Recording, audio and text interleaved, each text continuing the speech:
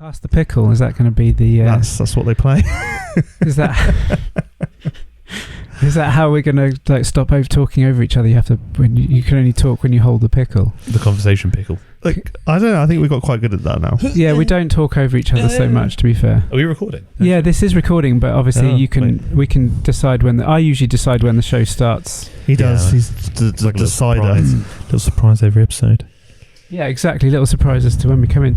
It's only been like 5 days since we saw each other. OMG. Yeah, it has been. Yeah, no, it was. Yeah, because we did it on Thursday. This is the shortest break, so therefore it's a lot harder for us to come up with like stuff we've been. I mean, we never have a lot to say that we've been up to in general, anyway, because none of us have particularly wild lives, apart from me running into doggers and. I have twins. Oh, what? So I got the leg extension Cybex. Oh, okay, yeah. I've now found the seated leg curl. That's Where good. did you find that? Where? Abroad. It's being shipped next week. How much shipping? A lot. Like £200. That's not bad. How much was the leg curl? Like £100. £10. No, it's about £1,000. That's not bad. It's a really good leg curl. Bear in mind, a new one, the Eagle It's like 3 NX, or 4 grand. Yeah, it's like $4,500 for each machine. So it's $9,000 for 2 machines. But I've managed to find the VR2. Is that the white one? Yeah. Yeah, they're good. They're fucking amazing. They're really good. It's a bit niche chat for the show, to be The fair. only thing is the stack's not very heavy on either of them. But it's quite heavy. It's not heavy. You can buy more plates to put on them. Oh, laughing then. Gym pin, sorted. Sponsor us. Gym pin, please sponsor us. Yeah, but if you use it properly, you don't need to. If you use it properly, you don't need to. Idea for a new YouTube channel. The repair shop on BBC where they Yes. I know someone that was on that. Where people bring in like a treasured personal item and then they restore it and then they inevitably come back and cry. Yes. Because they've brought it back to its original best. Yep. Should do that, but just with old gym equipment. It couldn't we? Like That'd be so much fun because you could talk the history about exactly. it. Exactly. So where you go to like some gym in Bavaria where you find like this old bit of equipment that Arnold once used or something or It's other. got a dust sheet over it. And it doesn't work anymore. It's all rusty. And Mike turns up and says, well, yeah, it's a sad story, but we're gonna hand it over to our guys now who are gonna really turn this around. Give us a couple of weeks and come back, and we'll hopefully have made it better for you. Anyway, and then you can do a whole show. Right, this is Trevor. Trevor's an expert in cables, and he's going to restore the original cable. He's just working on the fibres. A lot of montages. Then you inevitably bring it back. They turn up. They see the restored machine. They cry because ultimately they can get vintage gains back again. Yeah, I love it. Think of the Pumping viewings. iron. Thoughts? ASMR, basically. Yeah, ASMR, basically restoring. I hate them on TikTok. I hate there's ASMR live people. They just sit there going... And that's a different. I don't like ASMR when it's like. Yeah, who's doing that? If you keep honestly, when I look at them, like if you tap that mic on my TikTok one more time, I'm throwing my phone through a wall. Is it ASMR when you watch like a video of a craftsman making something? Is that? No, it's probably like visual something, like visual. Have you seen those guys that can like build stuff just out of clay? Oh, what? Sculptors and stuff. No. Pottery people. Part 2 of that statement. No, they build like a swimming pool. They just dig it out of the ground. I've seen that. Fair. Like people in the jungle and shit. And they'll just... I mean, all that seems a little bit far-fetched to me. If they just happen to dig it out with like spades and buckets, there's no like heavy machinery involved. I don't believe that. I don't know, man. I watched the whole video. It time-lapsed. Exactly. Funny you got sucked into the whole bloody thing. I did. An hour. And it was on like times 10 speed, I swear. But I tell you what, if I see one more epoxy resin table being poured over like... a wood or something like an old bit of driftwood with maybe some Star Wars figures in the middle of it and they've poured over some resin. I mean... Come on, man! You can. Can we not? Are we not better than everyone just doing the same resin table shit now? I've not seen broken. those. Don't fix it. Oh yeah, is that a new thing? They look quite good, to be fair. Especially when they get colour in there. Is that a new one? Blue. Do I have to make like a bit of blue? We'll send you some resin. Your ADHD. Send me some. The ADHD conversation. It's like, I'll make a note of this. Resin I had a table. Fantastic 2-hour hyperfocus today to get a website built, which I started showing you. I'd done none of it. And it was about 10 o'clock and I was getting into a little bit of a spiral where I wasn't achieving anything. I kept going downstairs to make another coffee or find another snack. And I sat down and I picked up my phone to start scrolling again. I threw my phone down. I was like, for fuck's sake. I got annoyed with myself. I even had to have a word. Stop it. Doom scrolling. Just stop it. Slap his hand. Stop it, Chris. I literally had to stop. Chris. Right. I said, no. So then I fired up the actual work I needed to do, and I started it. And then, like, literally, I looked at my watch a second time, and it 3 hours had passed, and I'd done so much, and it was brilliant. And I'm like, why can't I do this more? Why can't I be productive like that more? What did you do to get you into that hyper focus? I literally just started the thing that I needed to do. Oh. I stopped putting it off. That works. Oh. Yeah. Yeah, that might help. But see, I know it sounds ridiculous, but like, I'd already kind of pre-planned what I was going to do. So I knew where I was going to start and everything. And I laid it all out and just got on with it. And then once I started doing it, I started enjoying it. And because I was enjoying it, I wanted to finish it. And then I pretty much did finish it. Completionist. And something that could have normally taken me like a day or maybe more. So like sometimes the whole hyper-focus thing's bloody brilliant. But other times it's like the inverse of it is when you're not doing anything. And you get into a scrolling hole of resin tables. A scroll hole. A scroll hole. You don't want to get in a scroll hole. It's a cream for that. Have you ever been stuck in a scroll hole? Yeah, back in the day, especially during COVID, I was like, every time I went on TikTok, I was like, 2 hours later, where's it gone? Yeah. The scroll hole. That might be the name of this episode. But even didn't the person who like invented the endless scrolling on Facebook say he regretted it? I wouldn't be surprised. Yeah, he said it's one of the worst inventions made because it just sends people into that loop. I keep seeing the article of the guy that founded TikTok or created it, whatever, says he doesn't let his kids use it. I'm just like, that's fair enough. That's fine. I'm sure the person that invented heroin doesn't let their kids use that either. I think TikTok is like, so obviously back in the day, obviously, you know, when we had the porn conversation where I said it was bad for expectations, like realistically. Yeah. To be fair, I think TikTok's just as bad. Like I had to obviously your algorithm, I think, will do anything to like suck you in. And then when loads of attractive women used to come off my TikTok over COVID, so I'd actively just like try and skim past them, so it would change my algorithm. You know, to you avoid can them. press the dots and say I'm not interested in this, right? I didn't know that. What? I didn't hear. On for example, Hang on a minute. Let me find out for you right now. Well, I know you can do that on Instagram. I'm sure you can probably do that on TikTok as well. This is where my algorithm does me dirty right now, really loud. You know, sometimes you open it and it's full blast. No, there's no dots anywhere. Surely, can you not do that on TikTok? No, you can't. Because it knows what you're searching for. And now I'm scrolling. See. So, because on Instagram Reels, for example, or whatever. Yeah. Or when you get suggested posts. I never checked the discovery page. Though. Yeah. So when you get suggested posts, and I'm like, I don't want to see another like when I've been through phases of looking at cars or whatever, it just starts throwing me more and more of that stuff, and then I get that. And it's just like, I need to stop. And it's great and everything, but it's just distracting. Anyway, maybe I should just spend less time on social media.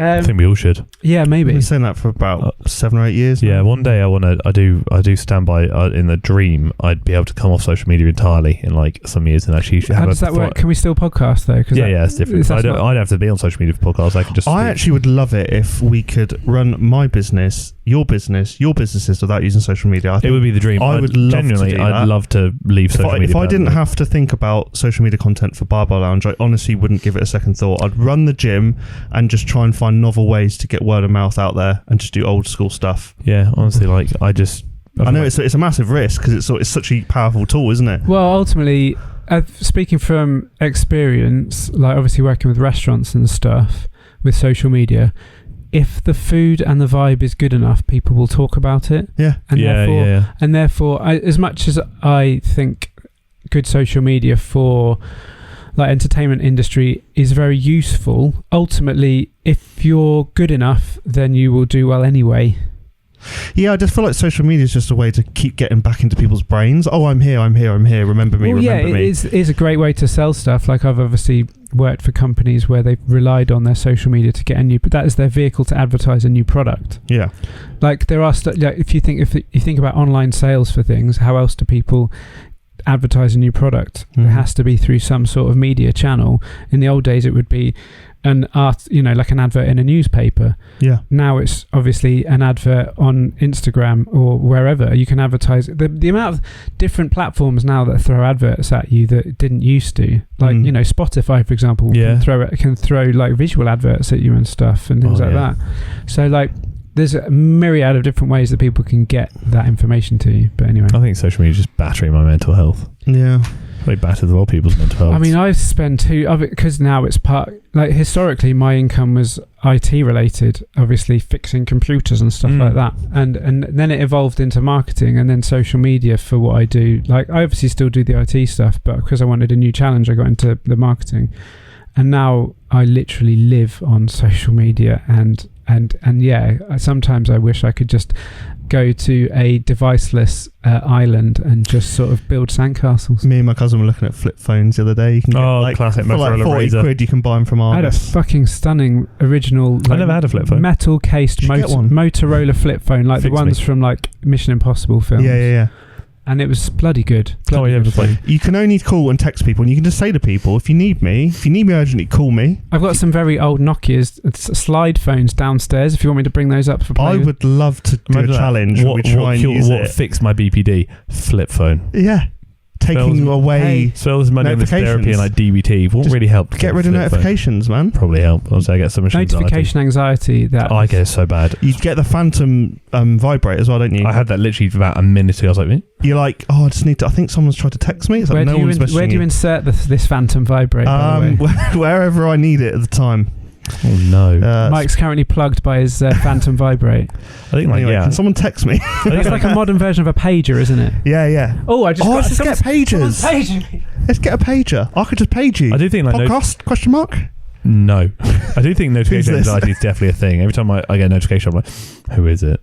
And that's the problem with these as well. I'm pointing to my smartwatch. I'll be chatting to a client, and I'll get a buzz on here to say, like, it'll be like an email or something, and I really feel like I feel sick. I have to look at it. But then I worry that when I'm talking to someone and I look at my watch, I'm being really rude by looking at the time. But I'm not looking at the time. I'm looking at the notification. I'm being rude by looking at notification instead. Well, I think they cotton on when if you were looking at the time, you just do that. But when you start doing this.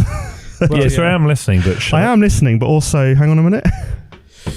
But yeah, time is money. Apart from when we're doing this, because it doesn't benefit us in any way other than in entertaining the good listeners and viewers. Obviously, quality time. Yeah. Yeah, need some of that. Yeah, but yeah, are you guys all right? We're doing well. Yes. Well. Yes. Yeah, surviving. I'm hungry. Striving. No. Just surviving. Just surviving at the moment. I've half time come off Instagram at the moment.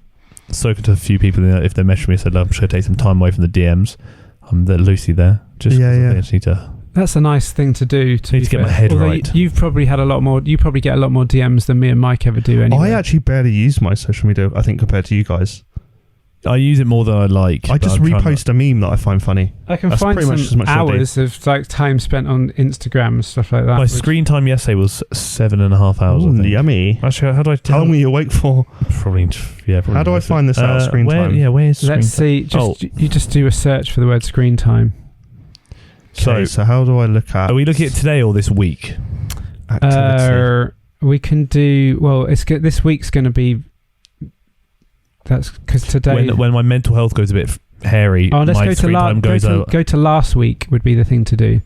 Okay, last week. I want your average for last week. From last week's average. Okay, so it's gone up now. But my last week's average online screen time. Average screen time was 7 hours and 20 minutes. Yes. My average time in that week on social media across obviously the full 7 days was 24 hours. 6 hours and 47 travel. 3 hours 40 productivity and finance apparently, but obviously that's total screen time in a week 51 hours and 24 minutes. Well, that's pretty mad if you think about it. I spent over 2 days of that on my phone. I spent 50 hours, but I've only spent on average an hour per day on Instagram. What's your average screen time though? 7 hours 17. Shit, I'm the worst. Well, you're not, because mine is 7 hours 58 minutes. These are all 7. My most used app is Messages. Yeah, WhatsApp, 12 hours, 12 and a half hours. And then TikTok is next. It's these bloody group chats. Maps is after that for some reason. And then Instagram. In a week, I only spent 3 hours on Instagram. But yeah, a lot of mine are group chats and stuff. Social media, 11 hours 22. My daily average on Instagram is an hour and 7 minutes. I mean, is this interesting listening? I don't know, but either way, it just shows that we're on our phones a lot. Tell us your limits Yeah, if you can on your phone. If you can beat my weekly average screen time, this is daily average. I think it was 7 hours 58. That was last My week. average time on Instagram was like 38 minutes or 31 minutes. This last one was. It's not bad for a day. It's not terrible. I don't really use it actually that much. Mine's And that wouldn't be 38 minutes in a row. Or 31 minutes in like total in the day. Yeah. So it's not even that bad. Which I was like 2 hours. talking to Jess about this. It's like if you split your social media time into like a bit in the morning, a bit in the evening, you could spend an hour doing that, but half an hour in the morning, half an hour in the evening, especially if you're working on your Instagram. Instagram daily average 1 hour 5 minutes. How much? I'm on social media. Why am I on it at 31? Because I'm on it all the time. I spend a lot of time looking at memes. I'm on Instagram fucking an hour a day. Memes. That's ridiculous. I mean, but that's because I do it for work. So you kind of... I just get sent loads of memes now. I just love... Send me all your memes, please. The meme queen. I am the meme queen. Michael Carter, the meme queen. The meme queen. I love a meme. Shall we just start the episode? Yeah, go on then. Yeah, okay. Fudge it.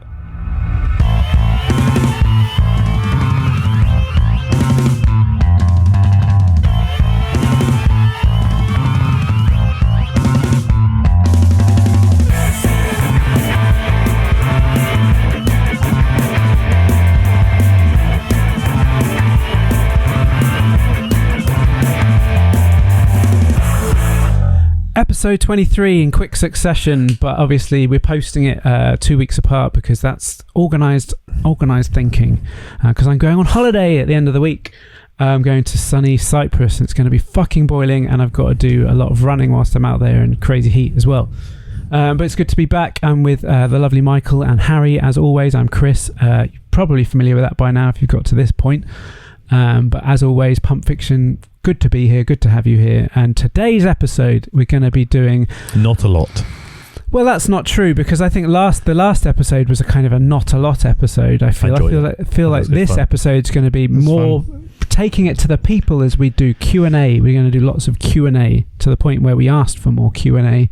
And I'm going to say the word Q&A one more time. Loads of Q's and lots of A's. Yeah, hopefully lots of A. Lots of A coming from these guys. Lots of A. Giving good A. First class A's. Absolute You first. need therapy, both of you. Absolutely. From the one in therapy, you need therapy. That's rich. Yeah, well, I'm in therapy many times a week now. Maybe 4 to 5 times a week. Surely you must be an expert. Like, you could give really good therapy. You must know all the tricks in the book. Are you by a now. level 5 therapy? I probably am. You're not level 6 therapist. I'm bumping up my therapy tab many times a week now, and I am the therapy. Honestly, completely, mate. You're like Tony Soprano. I don't know if you've seen if it doesn't work this time, in 6 months' time after DBT finishes, I'm gonna go live in a cave. Now you need to unlock the next one. What's the one after that? I think if I'm going to the bloody psychiatric hospital for some special treatment, I think that is the final stage. Is that the final boss? Final boss. The final boss is I get sectioned. I don't want to do that. So I'll section that's to be well hard do the podcast like that. Yeah, I just go to a cave for a little bit. Just come out once a week. Podcast cave. Can we not do the show from the cave? Yeah, go on then. Live from the cave. Live from the Can't cave. tell anyone where it is though. Gotta hide it. Fair enough. I've got my iPad locked and loaded. Leveled up. Look at that. So organised. Look, I'm like, something off the telly, maybe. Or not. This is like the One Show now. Yeah, the One Show. I've got my iPad. I've got some questions. Right. Yeah, anyway, you guys are right. Yeah, I'm existing. You bless, as Harry would say. Surviving, floating, existing. Oh, God, lighten up. Right, okay. Duck a turd. Itchy lip. Stop rubbing your face on the microphone. It's not an exfoliator. It makes me feel loved. Jesus, I'm going to mark that one so I know which one he's... Scented. It makes me feel loved. Marked his territory on. We might as well just get into it. Yeah, go on, ask me a question. Give us a cue. Questions, anyway. I'm going to answer it depends to all of them. Hello, everyone. Okay, so this first question I feel is because we wanted a range of kind of personal and gym-related ones. Yeah, This one's quite good, and it simply says, not sure if you've already spoken about this. This is from Meg, but how did you all meet? The vibe is top tier. So first of all, thanks for saying the vibe's top tier. It's not. Yeah, it's all how did we meet? We literally the gym. Like we met at the old gym years ago. Yeah, but then we weren't necessarily like mates or anything. We just were. We would say hello. We'd interact. We'd interact because we're polite as fuck. Like Sims. And then we met at the other gym. We met at my gym. You opened the gym, and then we became friends because it was your gym, and then you started going to that gym, and then we all became friends. And then we were like, hey, let's do a podcast. Yeah, I don't know how it got onto the subject of us, like the three of us doing a podcast. I think maybe me and you spoke about it, and you said you were interested. I think we spoke about it in a separate conversation. Then you had a separate conversation, and then he was the mediator, and we were like, I've done one, and I was like, that's cool. And I was like, oh, who is this Mike guy? And now here we are. I knew he was the gym. I knew we've spoken a bit at the gym, but can I do a podcast with this guy? The answer's still no, but we do it anyway. Is he going to be interesting? No. I mean, at first I wasn't sure, but now I'm like, I need this guy. Oh, this guy. Need him a little bit. Needs him a little bit. He brings the WWE Mankind vibe to the show. / Dave Grohl, which is probably the angle he's really going for. Yeah, Dave Grohl, Mankind. Have you seen what Mick Foley looks like? He's like a blob. Have you seen what Kane looks like now? No. Have you not heard Kane's This is story? Wrestling Chat, by the way. So obviously Kane, you remember Kane. Brothers Destruction, yeah. He's like the mayor of Tennessee or something. Oh, fair one. Has he pulled an Arnold? And he's crazy... he's fully, let me find, he's still obviously built, I think, Kane... WWE. He is. Are you ready? And our friendship. Oh, he's the mayor of Knox County in Notts County. He's in mayor of Knox County. Notts County in this country, as in the football team. Knox County or Notts County, because Notts County are a footbal team in lower tier. Yeah, he's he's mayor of Knox in County, Tennessee. Lower ones. Imagine if Kane, nearly caught yourself out. Imagine if that's a Netflix show waiting to happen. Ex-wrestler Kane goes up against Ryan Reynolds and Ted Laszlo. Who would have thought Kane would be mayor of Knox County in Tennessee? But you know what? I'm glad he's grown his hair out, because I'm not going to lie. It didn't look good. Bald. When he was Mr. Chrome Dome. Chrome Dome. But I actually think that's really cool. I rate that from him a lot. More turnaround from WWE. Also, yeah. I'm just thinking about wrestling now. Carry on. Well, yeah, that's fine. I mean, yeah, we all grew up watching wrestling, not Hell together. in the Cell, when he threw Mankind through the cell off the side. Yeah. That wasn't scripted. Mankind was literally like, said to the Undertaker, throw me off. And they were like sparring. He was like, what the fuck? He was like, yeah, just throw me off. He's like, it'll be fine. And he lobbed him off, and obviously it's that famous scene. Please don't lift the lid on wrestling for the listeners that don't realise that it's not real. That was what? It is real. That was a scene of like when they did the WWE intro, and it was like, yeah. Who's the guy died? Which one, dude? No, but the one who died on show. Bret Hart, maybe. Owen Hart, his brother. Yeah, he came on a zip line, and it malfunctioned, and it snapped, and he landed head first onto the turnbuckle and broke his neck and died instantly. Imagine being there for that. And then they carried on with the show, though. Has anyone actually? I know this is a bit of a morbid question, but has anyone actually witnessed a death? Not per se. I don't think so. I think I might have done. I've seen people when they're like laid out, moments from death. Like my grandpa, for example. Yeah, that's when I saw different. him. But I mean, like being somewhere and I've given CPR twice in my life. Oh wow! And in a gym. They were both really hot. Yeah. Well, he was very hot. Yeah, so I think that was the one time I think I have, because I didn't know if at the time he had already passed. Yeah, I get you. But yeah, I think that's only one. Kissing an old dude. Potentially a dead old dude. Wow, put that one on your. Yeah, maybe I do need therapy. Whatever floats your boat, you know. I mean, my boat is not floated. No shaming here. It's very much sunk. We do not kink shame on this ever. How has this happened? I don't know, but that's how we know each other, through Mike's WWE and Mike's kinks. CPR. I'm really good at it, by the way. Question now from a Katie that says, what are the best back exercises? That's one question. And thoughts on posterior and anterior chain splits. What do you want? Best back exercise for what? Yeah, that's the thing. That needs more nuance. Let's give some examples. Best back exercises. That's a mouthful. Yeah, it is a bit. For, I don't know, hypertrophy. Anything that takes it through a sufficient range of motion that you could progressively overload, that's probably highly stable. Do you know what I tend to do? So a machine then. Pull-ups. I like pull-ups. I think pull-ups are really good. I think body weight movements are like pull-ups are underrated for back development. Machines largely. I don't do a lot of free weight movements because a lot of them involve a lot of lower back, which means that will give out before my lats up. I do. Yeah, as long as you've got straps. I like pull downs. I like rows. I like variations of such horizontal, vertical pulling. When I train my back, I have this kind of mental thing in my mind where I'll alternate between one exercise that's kind of pulling this way, working through the more of the middle back, and then I'll alternate to an exercise which is more like almost. So you essentially go like row to pull down, with horizontal to vertical, like but with different movements. So because therefore I'm not over stimulating one too much before moving on to the other. I'm trying to keep a balance. I don't know if that even makes sense. I do that. Like with my pull downs, I do on one session I'll do a pull down with my arms more in front of me for more like lat, and then I'll do one where I lean back a bit more, elbows out a bit, and get my mid back. I like that as well. It's basically the same machine. I can do just change the arm angle and body angle, and that's it. Like today, I did Ryan Jewers instead of doing wide. He's quite good. I like him a lot. Instead of doing wide lat pull downs today, I did a close grip lat pull down because it just felt. It's amazing what a different grip can do on a back day, I think. Well, it changes how the muscles are working, what muscles are kind of working primarily. Arm angle and things also can influence grip as well. If you're underhand gripping, your grip probably get battered. I pretty much do most of my back work in a neutral same kind of hand position now, because I through pre-script a lot of the hand pressure stuff and how it changes the shoulder, like your hand detects like if you're not getting a full hand pressure, it changes how your shoulders like unlocks kind of. That's a kind of really lazy way of explaining it, but I understand. But so if you can actually get a full grip across the whole handle with your whole hand, so strap it up, that's enough. That's all you need. Like you said, as long as you can progressively overload it over time, then. I went through a phase where I was strapping for a lot of back exercises in order to go heavier, but then shortly after that I ended up getting like tendonitis in my elbows, and I wondered if that was simply because I'm doing too much and I wasn't working my forearms enough, and therefore maybe that contributed. Could be. But then obviously I've overcome that. I could probably go back to using straps if I want to, but then in my mind I'm thinking, well, I don't want to, because I got into climbing, I want my grip strength to keep developing.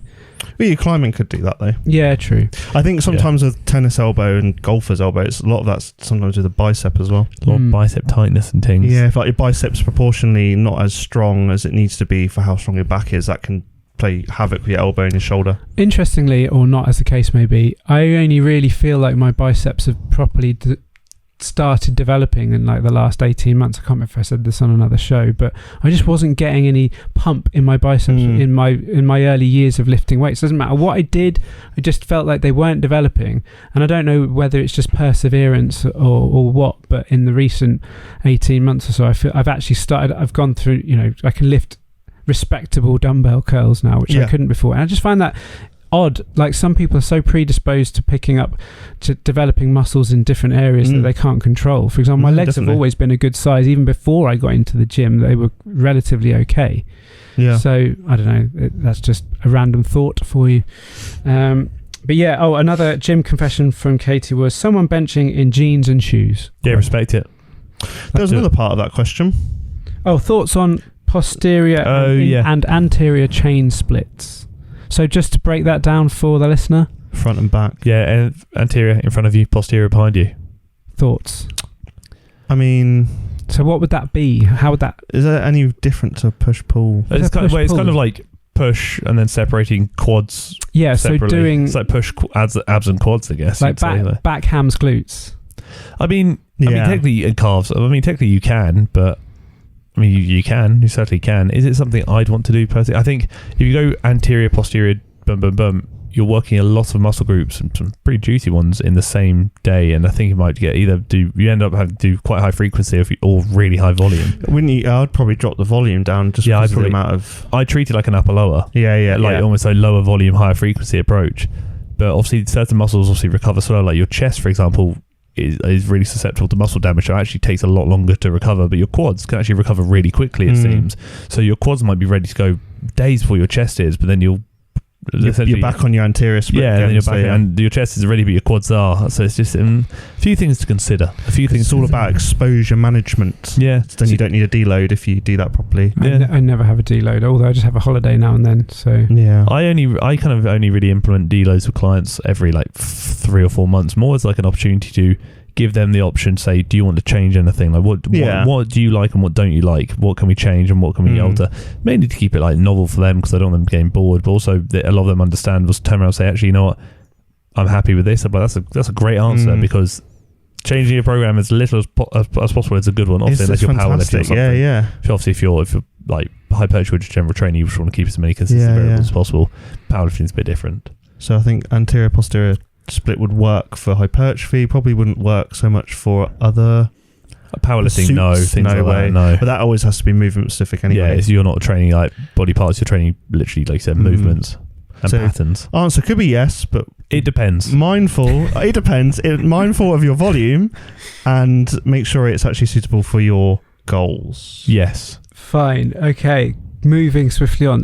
These questions, because people like to ask us lots of questions, comes from, I think it's Yana B, or Jana B, but I'm guessing it's Yana because it's a Jana. By all means, if you do have a name that you think an English person might struggle with, spell it phonetically as well. That might be useful so I don't embarrass the hell out of myself.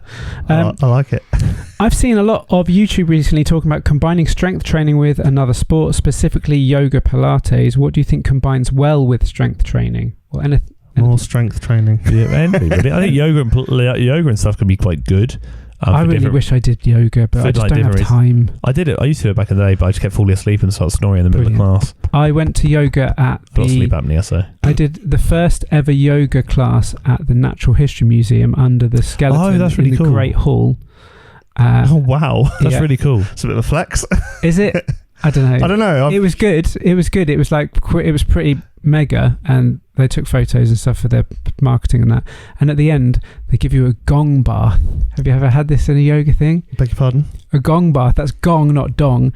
Gong. It's wacky something. So the dong. So there's a thing in yoga where it's like sound vibrations as part of yoga. Yeah. Oh, yeah. So they get a massive gong. The word is gong. They put it on the stairwell of the Great Hall, and someone just hit this gong, and it just sent this sound wave across us. You're basically lying in a kind of sleepy, like sleeping lions position. Yeah. And that was quite. God, they're just smashing a gong, and just showering everyone with the gong sound. Showering us with their glorious gong. Yeah. Anyway, so that's the last time I did yoga. I'd like to do it more because it's so good for all sorts of things. Like it keeps a lot of top athletes do it, don't they? Yeah. But for me, I think picking a sport to complement strength training, I think for me personally, obviously I got into running and climbing because I felt that just doing resistance movement, strength training, so on was just going to make me quite rigid. I wanted to be mobile and I wanted to be adaptive. So combining fitness from running, which also made my hips more versatile, I felt, and climbing, which has made my upper body way more like adaptive, I think was such a big help to me. But you don't do anything really, do you? Other than I should. I'm really crap at it. Do you think you should though? I probably should do some mobility somewhere, but but you could incorporate that into your strength training warm up. That'd be enough. You could do some sort of activity that you enjoy. Nothing. I just feel like everything has it's a spectrum, right? And everything has a cost. So if you did some yoga alongside your strength training, it would have some kind of bleeding effect into your strength training. Probably more positive than negatives, but you probably would have. I thought that running would make me lose muscle, but I haven't. And I'm still training properly and eating fitter. Probably. And I've actually started benching. I've actually started picking up heavier dumbbells in the last. Not doing anything with them, just picking them up. Yeah, running off with them. I just look at them and go, I can pick you up if I want to. Well, that makes sense because it's an energy system. Yeah. So if you work on all three of your energy systems, they will have a nice kind of impact on each other. And obviously, being stronger has meant that I can be more explosive and fast. Yes. So strength underpins. Yeah, I think most fitness goals. I don't know. I don't think you should be too concerned with. Yes, I think everyone should probably do yoga, to be honest, because I can't see it not benefiting all of us as we age and develop to stay mobile and flexible. Yeah. But there are other options. You don't have to all do yoga and Pilates. I think if you got really good at yoga and did it a lot, then it would probably have more of an impact on your strength training. So it's like anything really. It's like how much time can you put into something? It's like a bell curve, right? Yeah. So it's like not a lot. It's not going to have an impact. That's probably the sweet spot. Too much probably have a negative impact on your other goals, but doesn't mean that you shouldn't do it. Just do what you want. They then ask tips for lower back pain. Well, that's a very broad. Yeah, probably go and see someone. Go to physio. Go and see someone. Maybe look at how your hips move. Can you just your glutes as well? Can you disassociate your rib cage with your pelvis and things? Can you get things to move properly? They also said, I want to deadlift, but the plates are too small. How do I accommodate that so I don't have to bend down to the ground too much? Use bigger plates. Change gyms. Go to a gym that will, allow you to flourish. Yeah. Or just find some blocks to put them on, to put them at the appropriate height. You could maybe start with, I'll say, a rack pull, but that's not really the same, is it? But I'd put them on blocks or something similar. Elevate them to a respectable height, or investigate what that height should be. Or just do RDLs. Yeah, you have to worry about that. Just find a better gym. Find a better gym. Yeah. And First answer. They also ended on. You have the most calming voices. I sometimes listen to the podcast as I fall asleep. I don't know if that means question mark. It's so boring. We put you to sleep. Fucking dull. Sorry, it doesn't say that. I need to wind down from a tough day. So thanks for the content. Right. Really appreciate it, and especially as a woman who can listen to you and not feel excluded from what you talk about. That I like that. Is that's really nice. Thank you very much. That's great. Thank you. That's what we do this for. Like that. That's what we play for. We play. There you go. Gym anxiety. That's a topic they want. These are some topic suggestions. I can save these for another day. She's put some lovely stuff together there. Gym confession from Yana as well. It says, Jana, I have a massive pet peeve of people leaving their stuff on equipment they don't use. Happens more often than one would think, especially when I need to do box jumps. And that was it. Powerlifters are guilty of that. Just move the stuff. Just start using the kit, and then if they come over and moan, just like, can I work in with you? Most people say yes. Long-term listener from the Czech Republic. If you come to Prague, hit me up. I can recommend proper places to I was actually thinking about this the other day. I actually really want to go to Prague this year. Like, we could do a gym tour. Would you go to Prague this year? Come to I would die. Look, if I can afford it and I've got the time, yes. You're welcome to come to Amsterdam for my marathon. And when's that? Amsterdam. October the 15th, or around that point anyway. October the 5th. Are you going to smoke weed? Well, I was thinking what would be cool when I finish the race is to just wind up in doing a massive joint suit with my medal and in my outfit, just smoking. Would you actually go to Amsterdam for Chris's marathon? When is it? October 15th. It's around that weekend, yeah. I mean, we can look into it. Why not? Fuck it. There you go. I need to get the house. Yeah. Okay, that's my pickle slapping your leg. Pickle slap. You just pickle slapped him. I did, and anyone that's just listening to this will be that's his willy. Just for listeners' benefit, I have a stress, like stress balls that you squeeze. I've got one in the shape of a pickle that Mike seems to love squeezing. I've got a lot of love for this pickle. Mike's enjoying squeezing my pickle right now, and he's just giving Harry a lovely little pickle tap. Little love tap. Okay. Next question from Olivia. What, in your opinion, are the most problematic claims, supplements and or persons in general in the fitness scene? I'm from Germany, and there is a huge scandal right now regarding a huge supplement brand and its founder, so I regard this whole topic as a highly relevant one. By the way, you guys are amazing, and this podcast is my favourite podcast, and I listen to a lot of podcasts. As it should be your bloody favourite. Thank you very much. Bloody hell, we're getting some kind words today. Who is this? What's this scandal? I'm Googling it. German supplement founder. Supplement scandal. I also search German supplement I'm just going to turn German supplement and click on news. It's a good shout, to be fair. On trend. No. I will let you look. There was something else that got pulled off the shelves. I can't remember if we'd talked about this before. It had I think it was a protein powder that had caffeine in it. Ooh, but they misdosed it. Oh, it was like mad dose. And it had every serving had like 5 grams of caffeine in it. That would kill you. Yeah, that sounded too very good, was it? And they were like, oh, better pull that from the shelf. 600 milligrams in one go, and look what happened in the Christmas toilet story that we featured. My current pre-workout's at Gasmark 10. I'd die. Yeah, as I've previously said, I don't currently take anything at the moment. I'm still having pretty good workouts, I suppose. What is the biggest claim? Problematic claims in the fitness scene. I feel like this is your ballpark. I don't really know. I feel like what's happened recently that's really pissed you off. Yeah, come on. We had Liver King. Who's the new Liver King? I don't really know, Joe. It's like I think a lot of the claims that the supplement industry used to make, they're still making about the best supplement for fat loss, best supplement for this. That won't go away as I see a lot. I don't see as much kind of supplement hype as I used to. There's actually, I saw a video on last week sometime about ashwagandha, and some woman coming out against it, saying ashwagandha can be good if you get the good stuff, but cheap brands of ashwagandha are actually containing a lot of heavy metals, and it's actually quite bad for your liver. True of any supplement or anything. If you buy cheap like basic version, let's say the MyProtein version versus like a top level branded stuff. Not saying I don't know, MyProtein might be better. The issue I have with that is obviously it's a mushroom, So it really depends, doesn't it? Well, surely that's more of a product of the fact that we're not looking after the planet, and it's just getting into everything. Like if you look, Probably, you find microplastics in so many things now. Yeah, valid.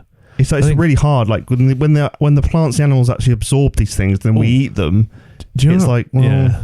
I'll tell you what, it's not a problematic thing, but one of the biggest claims for the old supplement promoting, one of the big things people are actually promoting now is, especially for I don't think it's any gender actually, Cialis or Tadalafil or whatever it's called.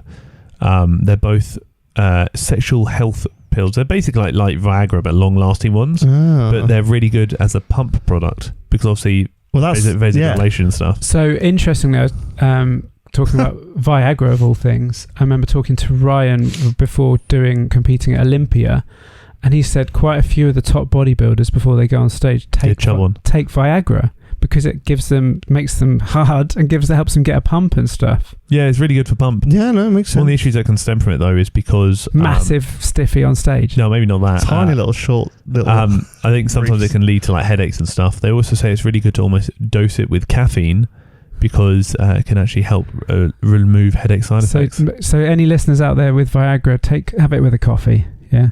Or Gas Mark 10. But I don't really know any like massively problematic claims at the moment. They've all been wildly tame. From what I've seen, there's not been a Liver King thing recently. There's not been anything like that. You could probably rest assured that we would be talking about it if there was any wild claims going on and if it sounds too good to be true, it probably is.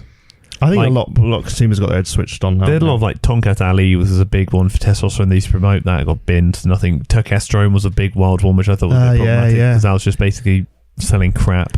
So interestingly, a friend of mine who I sometimes train with at the gym that you know was taking his Tonkat Ali before, and he just basically said it gave him massive hard-on for hours.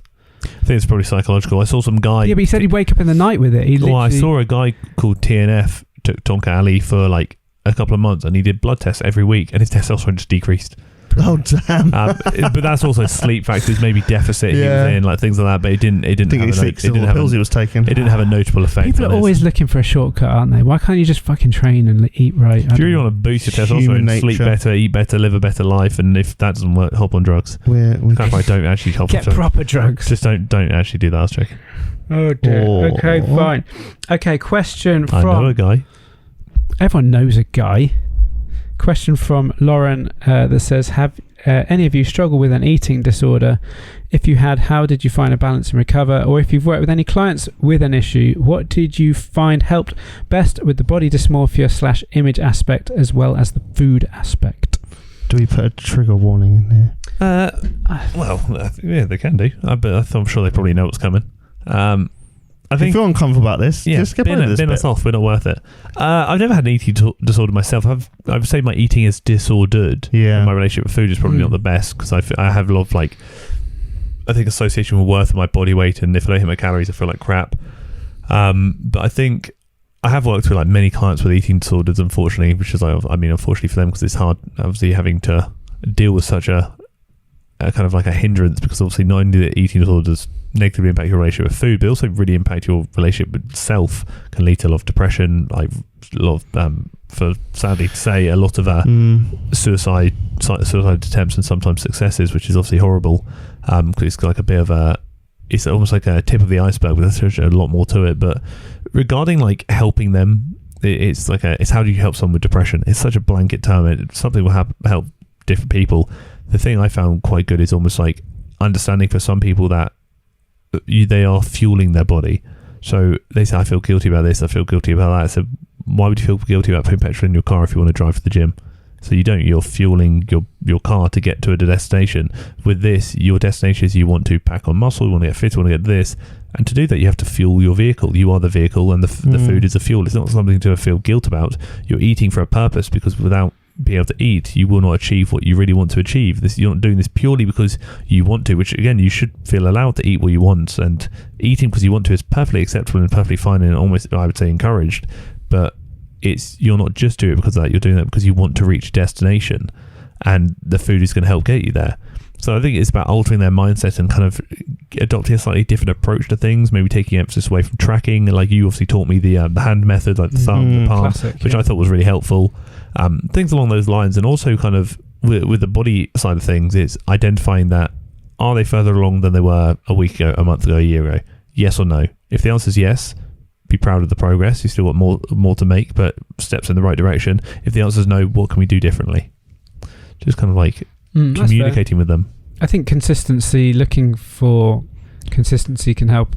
Control the controllables. Yeah, I don't think you have to get, because I've been through so many journeys with my fitness. When I started in bodybuilding, obviously I knew nothing really about, the whole diet side of bodybuilding and what was required. I would be given a diet plan that I would follow to the gram, or even what to eat and stuff. And I did that for quite a long time. And obviously I got results from it, but I felt like if I deviated from that, then it would be a problem. Yeah. Not enough education around that. And the more I developed and learned through my journey, the more I began to realize that, that one bad meal doesn't undo, all the good stuff. The same way one good meal doesn't make up for all the bad stuff. But it's all about the more consistency you can find, the more it will allow you to be flexible. And also, I'm at a point now where, because I've been doing it for so long, I can actually really enjoy my food, but I can control it, and I can. Yeah, sometimes I probably will have a bit of a binge, and I might feel bad about it afterwards, but then the next day I'll just get straight back to where I was before. Yeah, and really a lot of what you see, if you have a bad experience where you end up eating too much one evening and you feel bad about it, and you weigh yourself because that's what you do, you can't help it sometimes. A lot of it is just digestion. It really is hard to gain weight. It really is. It really is hard to gain weight. Yes, obviously if you eat a bad diet all the time, you will gain weight.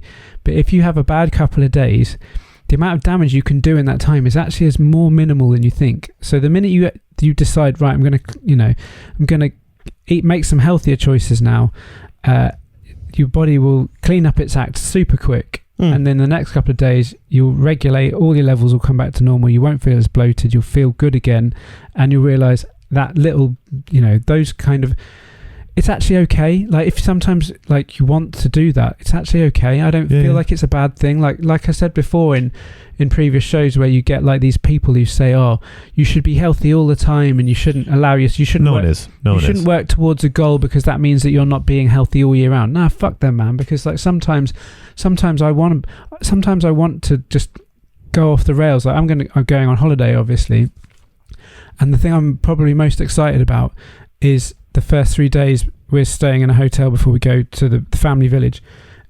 It's got the best hotel buffet breakfast I've ever had, and I love it so much to the point where I've documented my set. I have a well-drilled system for the hotel buffet, and I'll post it again on my story whilst I'm away, probably, if you want to follow me on Instagram. But I have a routine so I can maximize the amount of food I'm going to get in, and I'll have an exit plan for the bowl of food that I'm going to take up to the room without being seen. Although they know you're doing it, but in my mind it's more fun if you have to create a risk. Like to the point where I'm using a bowl and I'm using cookies to line the bowl to make the bowl bigger. Yes. Yeah, that's my technique. But yeah, I'll go through that another time. That's absolutely fine. But the point I'm making is absolutely fine to look forward to eating, and sometimes you can be controlled and sometimes you don't need to be, but just be, if you're consistently feeling healthy and feeling good, and I don't know, I think don't stress. I'm the same as you. I think I've got slightly disordered eating around protein. I just prioritize it. Same. Like it's not enough that it really like hampers my lifestyle. Yeah, of course. But it's a conscious metric, isn't it? It's a conscious bias to say that as long as I've nailed enough protein today, everything else, I'm not compromising my muscle. No, but I'm the same as you. Like if I go off the rails, so to speak, the day that I'm like, all right, just pick up where I left off. With clients, I'm the same as you. It's very much just trying to, I think also it's like they know probably that they need to be eating certain things. I think sometimes it's just not permission. They don't need permission from their coach, but it's almost like it's okay. They do want to look over their shoulder. They need someone to look back to and say, am I doing it okay? And then you're like, yep, carry on. You're doing a great job. And that sometimes as a coach, that's what your job is, just to be like, you know what you need to do. If you need reassurance, ask, but you'll be fine. And then you're just there for them when they need it. Don't actually be afraid to ask someone either. Yeah. Am I doing the right thing? Yes. Because I think Brilliant. one of the biggest enemies I always had was second guessing myself, which is why whenever I've wanted to be good at something, I've always enlisted a coach, because ultimately I don't know, and I can read as many conflicting articles on the internet as I want until I find the answer that suits me. So therefore, if I find a professional instead to shut me up, then that's perfect. Yeah, it's good. Happy with that? Yeah. Good. That's fine. She also gave us a crazy gym confession, but it's massive, so I might come back to that one another time. But thank you very much, Lauren, for your contribution. What else? We appreciate you. Yeah, we appreciate everyone, actually, and some very nice stuff as well coming in. What else have I got? Yeah, I've had that one. Talk amongst yourselves, listeners. Sorry for the delay. Need some interlude music. Another one about how... Never going to give you up. Of all the songs. Do you all ever experience gym anxiety nowadays, or did you never, or has it settled? The gym is somewhat of my safe space, but sometimes anxiety comes back up. I think it's normal. I still get gym anxiety. I've been in the gym for over 10 years. In what way? Quantify that for us. I know sometimes I feel a bit anxious. I think especially if I'm unfamiliar with the environment or the people there, sometimes I might get anxious. Fair, yeah. If I'm very familiar with the environment, I may be less so. But if I go to a few gyms, and sometimes with like maybe one of them, if I get there and I don't really know anyone there, I still feel a bit like, I don't know really. I'm a bit worried about machines and stuff. Am I doing this right? I've been doing it for so long. Yeah. But can I adjust the machine correctly? Am I going to look like a tit? There's so many things like that. I get a bit anxious about things like that. God, I had that when I got into climbing, and obviously I was a total noob, and I was turning level 1 climber. Yeah, exactly. When I was a level 1 climber. Well, yeah. When I first went skiing, obviously having done my lessons, but I'd obviously not been out there. Any new environment, you don't know what all the little etiquettes are and all that sort of stuff. So it can be fucking scary. Yes. But all it takes is a bit of time, maybe asking a few questions, not feeling afraid to ask questions. Because I think we can all agree on the fact that it doesn't matter who you are in the gym. If we see someone who's trying hard or putting the effort in, we respect it always. Yeah, absolutely. Always respect effort. So therefore, ask someone who looks like they know what they're doing. I don't know. Looks can be deceiving though. Yeah. I don't really get anxious going into a gym anymore. I not in a sense of like, I'm like, I don't know anyone like that, but mine's more like, I can't find what I need. Yeah, I get that kind of like, it's almost like not a frustration, that's probably too strong of a word, but if I'm in a new gym, I'm like, I don't even know if I can do what I want. Like, because I think I've just worked in so many gyms now, I'm familiar with the environment. I tend to have my noise cancelling headphones on. I don't really talk to anyone anyway. I just got my can of pre in my hand and just crack on, really. Valid. Maybe that question was from Lena or Lena, as the case may be. What else we got? Some people have kept it anonymous, which is fine. Anon. How to overcome shyness in the gym. That comes at time usually. Time and getting comfortable. Just walk in and scream really loud, and then that is like, look at me. No one will talk to you after that. Well, I mean, that's the same. That was the same. Like what I said before, like going into a new environment and stuff. It just sort of takes time, doesn't it? Pick up the heaviest dumbbells, throw them at someone, see what happens. Assert dominance. Load up the leg press. Then don't use it. Yeah, just load it up, and then everyone will be like, Jesus. There used to be a guy at my old gym that Chris and I went to, and so many times he'd load up like 220 kilos on the bench press just to take a picture of it and then take it off. Who was that? I know I'm not going to say his name on podcast, but he's a really nice guy actually. But he did it in more of a what's his initials? S. What?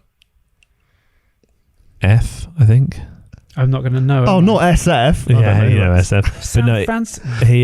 It was very much about like he'd take a picture just like, I can't do this yet, but this is a reminder of what I want to achieve. I was like, I do get it, but you're going to unload it. I hope you unload it. Put it on your little wall of all his things he wants. He's got his Ferrari and he's got his stacked leg press. Very important question here from Grace that simply says, is Harry's dad's penis a different colour to the rest of his body due to the bleach? I don't know. I can't remember. I've not investigated his penis that much to know, to be honest. I mean... That's a wild question. Which Grace was this? Grace who? It just says Grace. Oh, that's so Pipe up. funny. We're going to throw hands. You're a wild one. You need help. Yeah. But no, I actually don't know. Your poor dad. I'd say... Yeah. Well, it serves him right sometimes, eh? Yeah. I would say that pretty much endeth the key questions for now. That was definitely a key question. I'll give you that last one. Do you guys have any questions or any subjects that you think would be useful to collaborate in such an environment? What is life? Well, it's a bit deep. In the beginning, no, not really. I like coming into the podcast not really knowing what's going to happen. Yeah, same with videos. And then just kind of dealing with what's thrown at me, because it's much more authentic that way. And also, it's almost like keeps you on your toes. Yeah, like ability to think on the spot. I then have to use my coaching brain outside of this, so then I'm ready for the podcast. Yeah, I get you. You know, Chris looks deep in thought. Well, no, I just feel like we need to do more. His ADHD is kicking in. Chris, we've done okay. This is a message from a Chris. This is from Chris D. Fellows. I'm just reading through Crispy to Fellows. make sure. Crispy Fellows, that's our new snack. By the way, I was thinking the other day that we should redo Guess the Milk, but for YouTube. Yes, I love him all eating challenges. He hates all foods. I hate him. He hates everything, and I'll eat it. I don't like bad flavours. OG listeners will know that we did an episode in the early days where I made them guess what different artisan milks would be from. We had pea milk. Well, let's get this straight. He did not ejaculate into a cup. He tried to get us to try it. He basically made me do it. Yeah. Chris spaffed into a cup and Mike drank it. I drank it. Yeah, so I do think we should probably do some of that stuff again, to be fair. Yeah, we'll get there. You were going to tell... I made a note on a previous episode that you were going to tell a funny story about Amsterdam. Yeah, go on then. So anyway, be me. Went to Amsterdam December 2019. Got there, obviously, as you do, go look for the drugs, why not? As one does when one's in Amsterdam. Day one, bought some truffles from the shop. You've got 1, 2, 3 and 4 strength, obviously 1 being the weakest, 4 being the strongest. They usually say take half a pack. I bought the 2, kind of around I think conservative middle, took half a pack, got nothing. 2 friends I was with, seeing letters floating above my head, they were having a wild time. I got nothing. Day one as well, when we first took them, obviously I'm there just sober as balls, like this is miserable. There's a domestic next door. To clarify, everyone in Amsterdam is 7 foot tall. My lord, I'm short. I'm 6'3". They are tall over there. Is that what I've got to look forward? Yeah. Okay. And then there's this big domestic. It's actually really funny. I should laugh. Obviously, it's horrible domestic. But some guy was obviously like shouting and screaming at his wife, I assume. And then my friend looked at me and grabbed me and goes, he sounds big. I was like, he does sound big. He's a big sounding man. So they're obviously having an argument, as couples obviously do. I can't do understand what they were saying. I assume it's just a shouting and screaming couple argument, as I'm sure we've all had in our time. Never. No, that's sometimes. A lie. Yeah, sometimes. All the time. And then so obviously we'd just taken the truffles, and so I'm also, is this real? I thought I was sober, but maybe I'm not. Went outside, the kid's like on the balcony next door crying. I was like, are you okay? He was like, I really want my mum. I was like, where is she? Who's screaming? There's a woman. Like, I'm very confused. I called the police. They turn up. Called the police? You're in Amsterdam? Yeah, why not? Yeah, because I don't want... And you were off your fucking nut. Well, I was actually sober because it didn't work for me. But I don't want anyone to be in trouble. Like, I wasn't calling to get arrested. They were just having a shouting match. But it was just in case this got worse. Like, I don't know. Responsible. Yeah, I want to make sure everything's okay. They turned up in like 3 minutes. And wow, good. Yeah, it's mad. And I was in my boxers, a tank top, and a pineapple bucket hat, as you do. Classic. And then I was thinking, oh my lord, we've got drugs on the property. We're going to get arrested. Realised it's Amsterdam. You buy them in the shop. All good. Day 2, I was like, I went to the shop. He goes, same guy. He's like, how were the truffles? I said, I got nothing. I was bored. I went to bed. After 3 hours of trying, I went to bed while they were having a great time. He's like, oh, maybe try to take a whole pack. I was like, nah. I said, give me the big boys. He was like, what, number 5? Give me 4. So I took a whole pack of the strongest ones. Guess what happened? Oh my god. Nothing. I got nothing. Shut up. You're completely immune. I theorised this to my doctor because I'd been taking until that year so many medications. He figured it'd block some like neuroreceptors in my brain, like mass amounts of like pregabalin and stuff. Got to day 3. Obviously we smoked the weeds as well in this time. Again, that's just mine. A little bit of got to day 3, the final day. This is where it all went tits up. This is level 5. Yeah, this is level 5. We went to this, obviously, the coffee shop, bought the brownies, and they said, oh, we'll get 3 brownies. They said, nah. They said, get 1 between the 3 of you. I was thinking, I've been in Amsterdam 3 days. I've not had a single experience, like a notable one. I said, shut your mouth. I said, give me 2 then. She was like, take 1 between the 3 of you. I said, shut your mouth, I told you. So we got 2. She said, look, take 1 now. Take another one like between you in like 2 or 3 hours time. I said, don't tell me what to do. So I obviously ate the brownie between us. Very nice brownie, like genuinely incredibly nice. One of the best I've ever had. I was like, this is unreal. I was like, unbelievable. Not surprised. And literally then 10 minutes later I was like, I'm bored. Let's go again. Yam the other one. Anyway, I'm blessed. Hour and a half later, I'm blessed. I'm like, yeah, I feel a bit wavy. Go to a really nice sushi restaurant on just on the outskirts, a bit quiet, not very touristy. I'm sat there. I look at my friend. And he just looks like he's just seen death. I'm like, are you good? He goes, no, man, I don't feel good. I'm like, okay, a bit weird. I'm feeling a bit like, oh, not sure, actually. He walks out, starts being sick into a plant pot outside the front of the restaurant. My other friend, I look at him, and he looks at me, and I look at the table, and I've never found the direction of grain of wood on a table so funny in my life. I burst out screaming, laughing at just this table. It's the funniest thing I've ever seen. Just a table. It was just a standard wood table, no pattern, just direction. I was like, the wood is all moving in the same direction. This is wild. So I was screaming. I look, he's screaming. We're having laughing fit. Then he literally mid laughing fit, face just drops. He looks at me and goes, I've never felt so low in my life. Gave me his card, walked upstairs. The stairs, like, upstairs was like climbing a mountain. They were like this. I was like falling back. He's upstairs being sick in the toilet. I'm like, oh my God. So I'm trying to like pretend to be sober. In this state, I'm feeling a bit monged out. What happened to the one outside? He's still out there. Oh. He's on his own having a great time. And so I'm obviously all these people were watching us in this nice sushi restaurant, which is quite they must see this a lot, surely. It was quite out of the way. It didn't look very touristy. So obviously I'm like, oh my God. So I pay. I'm panicking. I'm like, I feel awful. I walk outside. He's still being sick in the old plant pot. I was like, oh God. Anyway, we walked to an alleyway. In that moment, I'm there like, look, I feel like this is how it ends. And I remember looking at them and I said to them, I was like, boys, if this is how my life is going to be forever, I don't want to live like this anymore. So we huddle up into, because it's middle of December, we're freezing, we huddle up into a ball down some dirty alleyway in Amsterdam. I put because I've got the initiative, I put my phone all on my left side in case I collapsed and passed out so no one could steal it. Obviously I'd break it, but at least no one would steal it. After 45 minutes of standing in this alleyway, huddling up and just thinking, how do we stop this? We're like, look, we need to make it back. We had to get the train back to where we were staying, all this stuff. I was like, we need to get back. So I'm walking along, I was like, I have no idea where we are. I'm the one who's guiding us all back, because although I'm dying at this point, I'm the least dead. I give my phone to a homeless man and just said, can you tell me how to get home, please? He pointed me in the right direction, so I gave him a couple of quid. I said, cheers, man. Didn't steal my phone, so I've respected that from him. Got on this train, Lord knows how. I think we got on the wrong train to begin with. Got back to our Airbnb 3 hours after checkout or something, where we left our stuff. Walk into it, and I'm pretty sure like people had already moved in or something, because there was people in there. Grab our stuff, just walk in left, and they're probably like, what is going on? Get to the airport like 6.5 hours early before the flight. We had all these plans of what we were going to do before the flight, like where we were going to go. We didn't. Got to the airport, passed out on a chair in the airport, thinking my life was over. My friend starts having a panic attack that he smuggled the Dunkin' Donuts through security, and they're like, you can't just take it. And then he was like, oh my Lord, I'm going to get arrested. I think I know who that is. Yeah, you know who. And then we got back to the old England. Taxi dropped us off. I just got out of the taxi and walked into my house at 2 a.m, still monging off my nut. Didn't pay the taxi man, forgot. He's then knocking. I was like, why is he at my door? Realised my mum comes up, because obviously I was still living with my mum back then. She's like, you've not paid him. I was like, I don't know where I am. And then my friend, I'm pretty sure my friend drove home. Oh my God. Like, I can't remember. Like, I think I like passed out, and I thought he was going to sleep downstairs or something. I think he just drove home, or maybe got a lift or something. I woke up the next day, went to the gym with him, and I was like, I feel horrendous. Like, obviously there's a lot more to the story that I'm censoring, but it was actually really funny. I hated it. Can't wait to do it again. That is quite the K-hole you were stuck in. It was a shit time, I'm not gonna lie. And it was just, it was don't do drugs, kids, or do.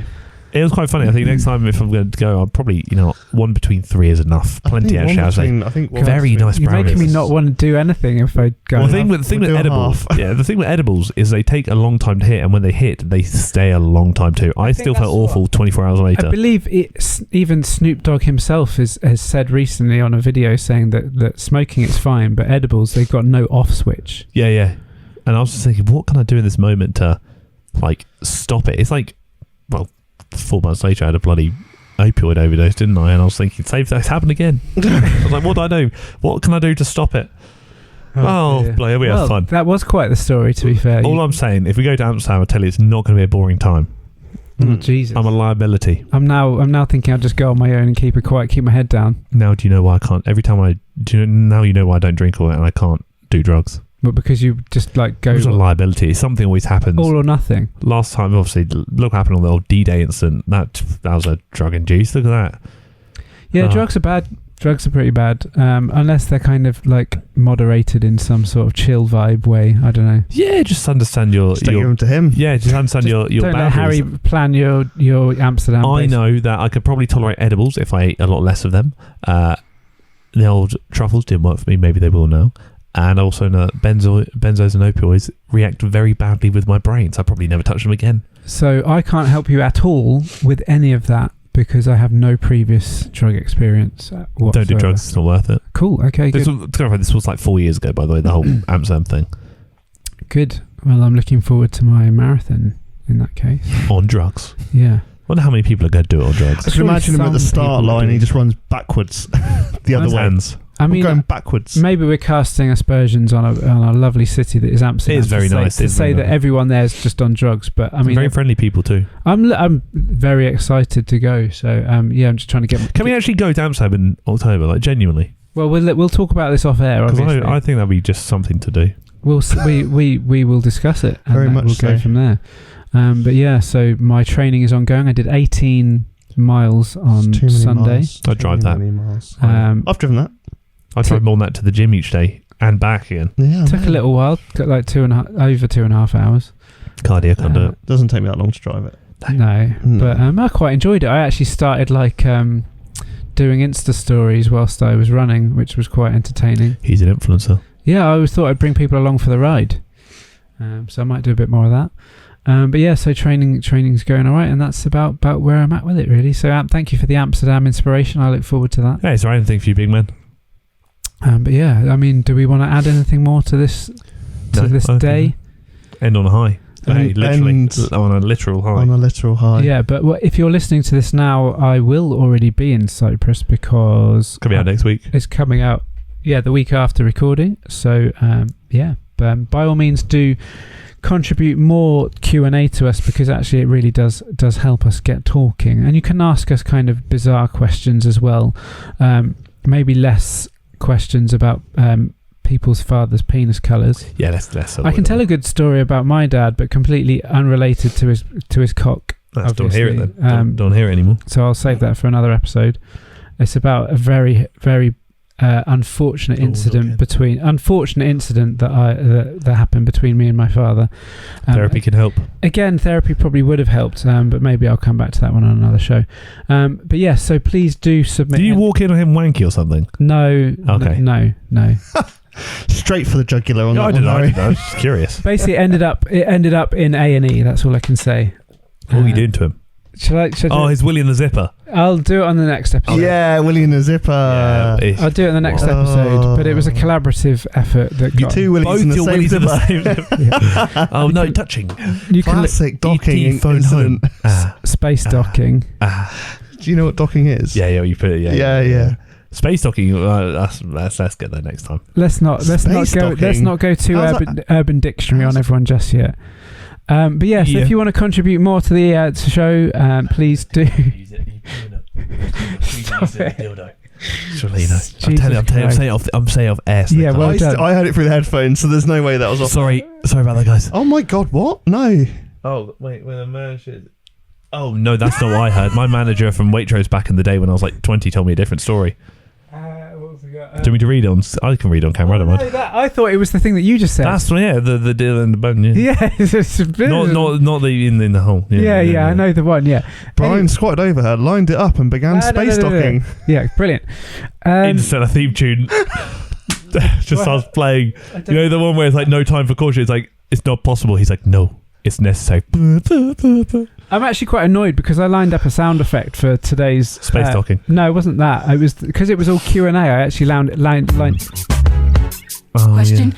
Yeah, I lined up. Oh, what we should have done? We should have called Hans Zimmer. See if he would have done us the space docking theme tune. Close. That's what happens when it finishes. Yeah. When you've docked. Say what?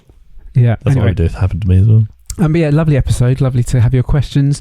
Lovely to give you some of our answers. I don't know how good they were. But as always, hopefully you've enjoyed it in some part. We have, I think. I've tolerated it, yeah. Yeah, good stuff. Anyway, so it's good night from me, Chris D. Fellows. Good night from him, Harry Moore, because he doesn't care about social media anymore. Harry_TFNL for when I return, whenever that is. And Radical.Mike continues his journey in building his dream gym using found objects from European countries. Yes. The Repair Shop is Mike's new YouTube channel coming, where he restores old gym equipment and brings it back to its brilliant best. Repair Shop by day, Space Docker by night. Space Docker Mike over there. No. Okay, fine. Radical.docking. And yeah, so follow us on Instagram, Pump Fiction Pod. There is a link there for the questions as well, and maybe we will organise a better means. We should do a live one sometime. Yeah, I mean, maybe we should do it from the new Barbell Lounge. Don't get cancelled. Let's do it. We could stream it on TFNL channel or something. We can on your YouTube channel. We can stream on TFNL channel. Why not? Stream it like different places. I thought your management were against us. Yeah, but it's live. I would do a live video on my YouTube. Why not? That'd be fun. I'll ask them, but it sounds like a good time. I think we should. Stick it on Instagram as well. Yeah, so we could put one of the phones on. Put all the phones on. Like, just stick all of. Why not? All right, so. Breaking news, we're going to be doing a live episode in the not too distant future. We'll make sure that we've got lots of juicy subjects lined up for it with some questions as well. And an audience. Really? I don't think we're going to get many people in this room, to be honest. But if we do it at the gym. Oh, okay, fine. Who's going to turn up? We'll do a special invite. No one lives near us. Anyway. I'll get an audience. This has been episode 23 of Pump Fiction. Thanks for listening once again. And... say good night. Bye. Maybe? Yeah? Okay. Yeah. Good night. No space docky at home.